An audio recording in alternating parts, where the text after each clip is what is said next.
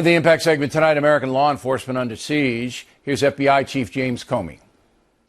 I spoke to officers in one big city at a precinct house who described being surrounded by young people with mobile phones, video cameras rolling, as they step out of the car, taunting them. They described a feeling of being under siege and were honest and said, we don't feel much like getting out of our cars. I will say that the available evidence at this point does not support the notion that law enforcement officers around the country are shying away from fulfilling their responsibilities. And joining us now from Boulder, Colorado, Republican presidential contender Senator Marco Rubio.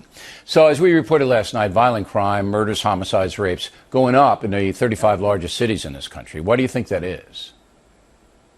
Well, that's a great question. It isn't because of laws per se. It's illegal to do these things already. We have a societal issue in America that's very serious. The most important institution in society is the family. And when the family breaks down and values aren't being taught, the result is going to be expressed both economically and through these circumstances that you're highlighting. And until we're honest about the fact that we have some significant societal breakdown in this country and family breakdown in this country, we can't begin to address it. And of course, government is limited in what it can do about this. But if we have a president and we have leaders that are willing to tell us not to overeat because it causes diabetes and not to smoke because it causes cancer, we also need political leaders and people with a bully pulpit to be willing to tell us that at the end of the day, it's what happens in our homes and our communities and what our kids are not learning from strong families. Yeah, I mean, that message certainly is muted in this age of fractured families and anything goes families. But there might be another component here. In a city like New York, Los Angeles, community policing drove violent crime down. All right, here in New York, they elected an uber-liberal mayor who immediately insulted the police. And the police really do not like this man, de Blasio.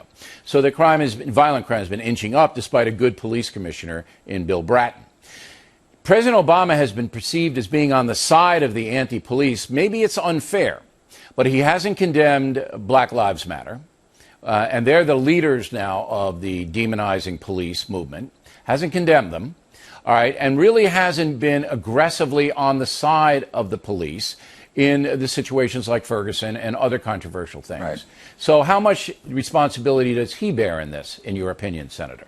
Well, look, there's a legitimate issue in this country with especially young African-American males, but minority communities in general that feel like they're targeted or they have a bad relationship with local law enforcement. But there's another issue at play here, and that is the overwhelming and vast majority of law enforcement officers in this country are just trying to do their jobs. They're the only thing standing between my family and danger. They're the first people we call when we get in trouble. And it is troubling that there are groups and rhetoric out there now that is encouraging people to demonize law enforcement, to target law enforcement, or in some cases, quite frankly, to misrepresent what law enforcement is trying to do in our communities. What role does President Obama play in that? It demoralizes. What role does President Obama play in that? Well, I think it's unfortunate.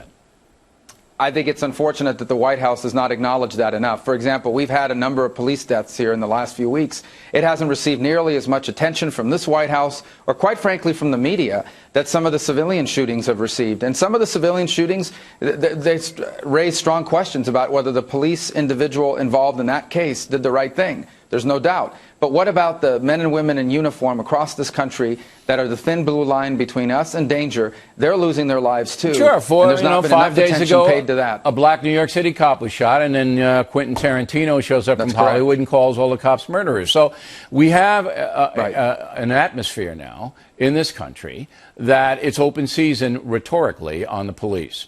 Now let's switch off to. And again, I'm sorry, I would say this is anecdotal, but it's true. I have a number of friends in law enforcement I've interacted with in the last few weeks that do express the sentiment that there's now a hostile environment towards them. I know the cops pretty well, and they are inhibited is a minor word. They are really cautious about what they do now.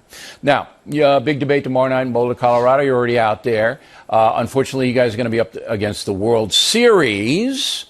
So everybody's going to have to watch The Factor at 11 Eastern Time tomorrow night live, and we'll, of course, have the highlights and everything. But my question to you is how do you prepare for something like this? Do you rehearse answers? Do you go over with your advisors policy answers? Is that what you do? Well, you know, we're out there every single day on the campaign. We're answering questions of voters, so it helps a lot. That's real preparation in the real world in real time. I do think you want to be up to date on what's been in the news lately. If some issues come up that you think might come up during the debate. You want to be prepared to answer that. But by and large, what's made it easier for us, not easy, but easier, is I know what I believe in. We have a well-structured, well-outlined foreign policy document, both foreign policy, domestic policy we've talked about extensively. And so when you have clear ideas about the issues before our country, I think it helps a lot in that preparation. Yeah, but I and think you're good the main at thing it. we do is just be up to date on the... You're glib. You're good at it. Go ahead, you know, better than most. Tomorrow's going to be economics. But I was wondering, like Ronald Reagan brought in a couple of good lines when he, told Mondale, "I'm not going to let my opponent's youth and inexperience, I'm not going to exploit it." And then he, there you go again. And those were rehearsed lines. Those were lines that he brought in. None of you guys have done that yet. And I'm wondering whether you have a line you're going to drop on Trump or Carson or anybody. You got anything? You don't have to tell me. I'm just wondering if you're not going to do that? No, but when you have 11 people or 10 people on a stage, it's a very different kind of debate than when you're one-on-one or one-on-three. It's very, very different. It is. It's and after this debate, though, I expect some people will start to winnow out Senator, and then it will become more intense. We'll see. We appreciate you having you coming on in. Thank you.